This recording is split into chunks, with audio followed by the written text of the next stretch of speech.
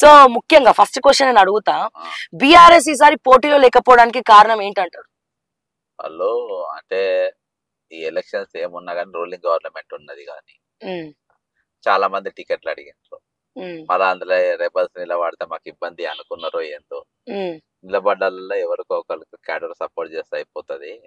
ఎందుకంటే పెద్ద డిస్టెన్స్ బిహెచ్ఎల్కి వెళ్ళి ఆదిలాబాద్ వరకు ఈరోజు కాన్స్టిట్యున్సీ ఉన్నది. కాబట్టి ఇంత లాంగ్ కాన్స్టిట్యున్సీ దాదాపు 30-40 అసెంబ్లీలు కవర్ అవుతాయి.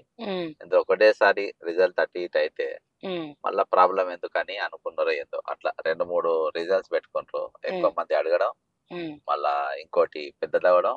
ఒకవేళ నెగిటివ్ వస్తే మాత్రం భారీగా ఇప్పటిదాకా పెంచుకున్న గ్రాఫ్ ఇప్పుడు పెరిగింది కదా బీఆర్ఎస్ ది, మళ్ళీ అదేమన్నా నెగిటివ్ పోతుందనే ఆలోచనతోని వాళ్ళు పోటీలో పెట్టాలని నేను అనుకుంటున్నా.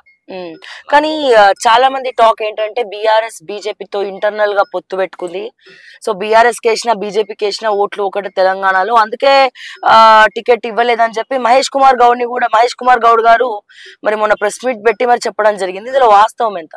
ఇక్కడ బీజేపీ కాంగ్రెస్ కలిసి ఉన్నదంటే ఎవరన్నా నమ్ముతారు.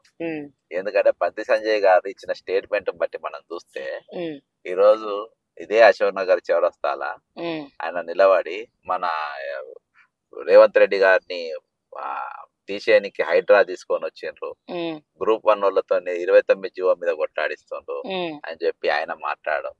ఈ రోజు అనేకమైన ఇష్యూస్, కేంద్ర పరిధిలో ఉన్న ఇష్యూస్ కూడా ఏవి కూడా లేవనెత్తకపోవడం. ఈ రోజు హైడ్రాస్ వంటి విధ్వంసం జరిగినా గానీ పల్లెట్టు మాట ఈ నాయకులు మాట్లాడకపోవడం, మళ్ళా బాజాబ్తా విద్యాసాగర్ గారు మరి బ్రహ్మాండమైన కార్యక్రమాన్ని రేవంత్ రెడ్డి గారు చేపడుతుందని చెప్పడం, ఇవన్నీ చూస్తే మళ్ళా చిట్కెల కేంద్ర మంత్రులను కలుసుకోవాలంటే చిట్కెలలో పోయి ఇట్లా కలిసి వచ్చే పరిస్థితి కాంగ్రెస్ అయి ఉంది. కాబట్టి ఇవన్నీ కూడా ఇవాళ బీజేపీ కాంగ్రెస్ 1-2 కలిసి నడుస్తున్నాయి. మొట్టమొదటిగా ఇదొక చరిత్ర తెలంగాణ నడుస్తుంది, అది ఇక్కడ నడుస్తుంది. మళ్ళా చంద్రబాబు తెలంగాణలో మాత్రమే ఇలా ఉందంటారా? సిండికేట్ నడుస్తుంది. తెలంగాణలో సిండికేట్ పాలిటిక్స్ ఇక్కడ నడిచేది. ఇప్పుడు చంద్రబాబు నాయుడు వాళ్ళ గురువు అక్కడ ఉన్నాడు, ఎన్టీఆర్ ప్రభుత్వంలో ఉన్నాడు. వీళ్ళిద్దరు కలిసి డల్లాస్ కు పోయినరు. మహారాష్ట్ర బీజేపీ ముఖ్యమంత్రి, టీడీపీ ముఖ్యమంత్రి, తెలంగాణలో ఉన్న కాంగ్రెస్ బీజేపీ ముఖ్యమంత్రులు, వీళ్ళు ముగ్గురు డావోస్ లో కలుసుకున్నది. ఇవన్నీ కూడా దానికి అర్థం. కాబట్టి వాళ్ళిద్దరు ఒకటి, కానీ బీఆర్ఎస్ బీజేపీ ఒకటని నేను అనుకోనుంటే వాళ్ళ అభ్యర్థిని వాళ్ళు బాధాప్త ప్రచారమే చేసేవాళ్ళు. ఈ రోజు ప్రచారం ఎందుకు చేస్తలేరు?